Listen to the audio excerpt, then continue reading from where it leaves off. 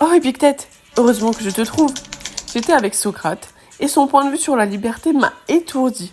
Il m'a dit que la liberté extérieure s'incarne dans la liberté politique, entendue comme obéissance aux lois rationnelles de la cité, et dans la liberté morale, conçue comme capacité à se maîtriser soi-même. Mais quelle erreur! Eh bien, c'est en effet cela. Comment? La liberté n'est-elle pas sans limite où tout est permis? Où nous cherchons à obtenir ce que nous voulons sans considération pour les autres, ni culpabilité pour les autres, ni pour soi-même? Tu te trompes totalement, Caliclès. La liberté, ce n'est pas le fait d'avoir aucune contrainte, car cela est plutôt une définition réductrice. Je la trouve très complète pourtant, mais voyons ce que tu as à me dire. La liberté réside dans l'adaptation de sa volonté à la réalité et non dans la recherche de ce qui nous plaît. Être libre, c'est accepter ce qui est. Si je comprends ce que tu viens de me dire, tu m'affirmes que la liberté consiste seulement dans la satisfaction de nos désirs ? Exactement, la liberté consiste seulement à la satisfaction de nos désirs. Car un homme heureux a besoin de liberté et ne peut être asservi à quelque chose. Suivre ses passions à leur maximum et ne pas les réprimer est alors nécessaire. Toi et tes désirs, je n'y crois pas une seule seconde. N'y a-t-il pas une façon plus simple de décrire ce qu'est être libre ? Être libre est le simple fait de suivre ses passions.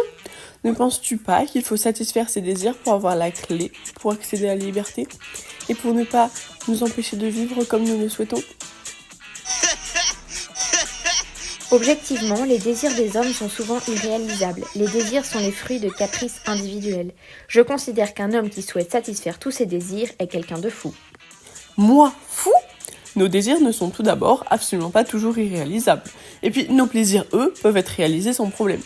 Je ne suis absolument pas fou de vouloir suivre tous mes désirs. Je souhaite tout simplement faire ce que je souhaite, quand et comment j'en ai envie, sans qu'on me dicte ma raison. Il est déraisonnable d'attendre que les choses arrivent comme nous le souhaitons. Qui n'a pas souhaité quelque chose qui n'est finalement jamais arrivé ? Les désirs ne tiennent pas compte de la réalité. Alors quel intérêt de vouloir satisfaire des désirs qui ne prennent pas en compte la réalité ? Je suis désolée de t'apprendre que je suis un homme libre qui arrive à mêler mes désirs à ma vie en prenant totalement compte de la réalité. Il est évident que pour être un homme libre, il faut faire preuve de raison et qu'il faut s'adapter à l'ordre des choses. Je veux dire par là qu'il faut tenir compte des lois de la nature. Alors Caliclès, ne penses-tu pas qu'un homme qui satisfait tous ses désirs est un homme qui est faible face à ses désirs et qui par conséquent dit qu'il est libre alors qu'il est tout simplement l'inverse ?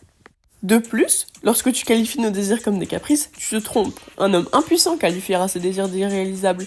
Mais n'a-t-il juste aucun mérite et courage ? Les hommes condamnent le fait d'assouvir ses plaisirs et ses désirs car ils n'arrivent pas à les réaliser ou ils en ont peur. N'ont-ils juste pas le courage de réaliser leurs plaisirs ? Ici, ce n'est pas un manque de courage dont il est question, non, absolument pas. Il s'agit ici de régler les désirs que vous avez en fonction de la réalité. Mais ma réalité est belle et bien claire et agréable à vivre. Mon cher Caliclès, vous connaissez sûrement Freud, eh bien je demande simplement d'appliquer à vos désirs son principe de réalité. Je vais vous donner un exemple afin d'imager ma thèse. Vous faites ici une sorte d'éloge des règles et de la justice, seulement car vous n'avez pas le courage pour contenter vos passions, car ici le courage est bien pris en compte, mon cher. Mais je vous écoute, puisque j'en ai point vraiment le choix. Prenons le nom de Dion. Ce nom, nous avons le droit de l'écrire, mais ce n'est pas pour autant que nous pourrons l'écrire comme nous le voulons. Je pourrais pas l'écrire Diom, tout simplement car il faut que je respecte les codes de la langue et que je me fasse comprendre. Nous avons donc la liberté d'écrire ce nom, mais nous devons garder la réalité en tête. Nous ne pouvons l'écrire comme nous le voulons.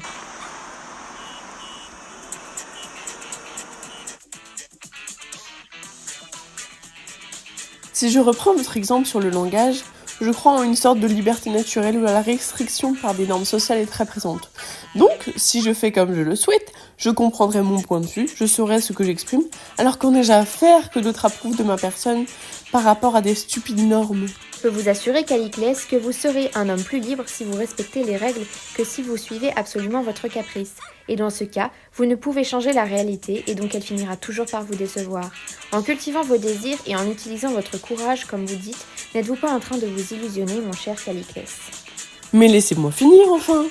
Toujours selon votre exemple, je devrais alors obéir à une loi du langage. Pourtant, pour moi, la liberté et l'obéissance sont incompatibles, car la liberté est tout simplement faire ce que l'on veut.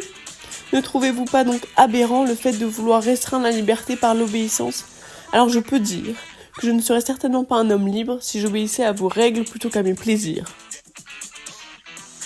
Toujours pas, mais allez-y, je me trépigne de vous contredire. En tant qu'hédoniste, mes plaisirs passent avant tout. Et vous, en tant que stoïcien, mon cher Épictète, vous voilez la face sur la réelle liberté. Celle qui ne nous dicte pas nos vies, celle qui nous laisse jouir de nos plaisirs sans entrave. Car eh bien non, je ne finirai pas déçu, puisqu'étant courageux, j'atteindrai les plaisirs et les réaliserai. En faisant cela, ma liberté sera accomplie, contrairement à la vôtre. Ma liberté, mon cher, est très bien accomplie, car je ne mélange pas la liberté avec chahut.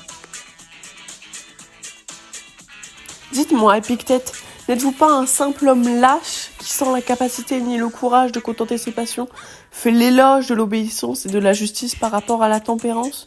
Votre chahut, comme vous le dites si bien, ne vous enlèverait pas tout désir? Ma thèse n'est pas de supprimer tous les désirs, l'idée est simple, il faut juste prendre en compte les lois de la nature. Quand vous parlez de tempérance, vous parlez de modération dans les plaisirs. Enfin, nous nous comprenons. Pour moi, il s'agit juste d'enlever un certain type de désir, pas tous les plaisirs. Ici, les plaisirs qui sont pour notre bon plaisir, nos caprices ou encore nos fantaisies, sont des passions qui sont téméraires et qui a priori ne sont pas nécessaires. Les plaisirs ne sont pas des caprices, ce sont le moyen d'être heureux et libre à la fois. N'est-ce pas merveilleux ? Eh bien non, en effet, ces désirs sont juste la conséquence de la folie. Oui, je l'affirme, réaliser ces désirs, c'est être fou. De plus, je ne fais pas l'éloge, comme vous dites, de l'obéissance ou de la justice. Non, je dis juste qu'il faut savoir être libre en utilisant sa raison. Ma raison ne me permettra jamais d'accéder à la liberté, elle la restreindra seulement. Illustrez-moi vos propos si extravagants. Je peux vous donner un deuxième exemple pour illustrer ma thèse. Si nous prenons un petit garçon qui joue dehors dans la neige sans manteau, si l'enfant croit qu'il ne tombera pas malade, il est dans l'illusion puisqu'il tombera forcément malade dû au temps froid. Par contre, il a eu la liberté de mettre ce manteau ou de ne pas le mettre. Il a choisi de ne pas le mettre et en prenant en compte la météo, il a accepté qu'il deviendrait malade. Il a surtout accepté sa réelle liberté et être malade n'est qu'un détail, mais au moins il a accepté son plaisir et l'a accueilli. Le résultat est qu'il est libre. Ne voyez pas vous donc que vous me donnez raison ? Non. Ce que j'explique, c'est qu'il ne faut pas obéir aux règles obligatoirement, mais qu'il faut prendre en compte les lois de la nature. Comme le petit garçon, je suis libre de sortir sous la neige sans manteau, mais j'accepte de tomber malade. Si je ne le prends pas en compte, je suis dans l'illusion. Mais ce petit n'est certainement pas dans l'illusion. Il a simplement écouté ses plaisirs et a été réellement libre. Nous ne devons pas toujours prendre en cause les lois de la nature, mais plutôt se dire qu'elles font partie de notre plaisir.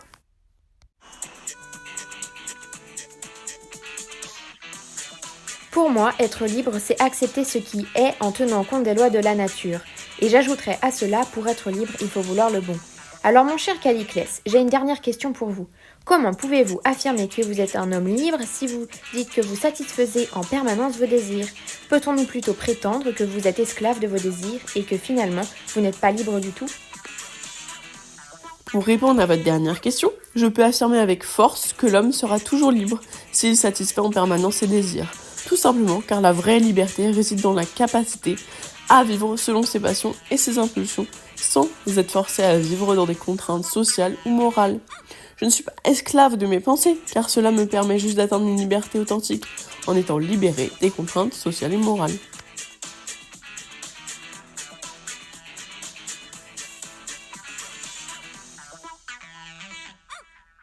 Ces contraintes, comme vous dites, sont celles qui nous permettent de vivre en société. Je peux alors dire que ma vision de la liberté me permet de vivre pleinement et libre. Je vais moi aussi vous illustrer ma thèse. Si vous étiez un roi ou un tyran, il serait regrettable et moquable d'avoir de la tempérance. Alors la liberté serait réservée à eux ? Pensez-vous donc que la liberté n'est pas accessible aux simples hommes ? Évidemment que non. Parce qu'un roi qui fait preuve de modération ne serait pas respecté, soyons clairs. De plus, la justice et la tempérance nous rendront forcément malheureux, car cela veut dire qu'on considérerait tout le monde pareil, qu'on donnerait autant à ses amis qu'à ses ennemis, car on devrait penser toujours les mêmes principes de liberté pour tout le monde. Mais ne serait-ce pas absurde de traiter tous les gens pareil en manière de liberté ?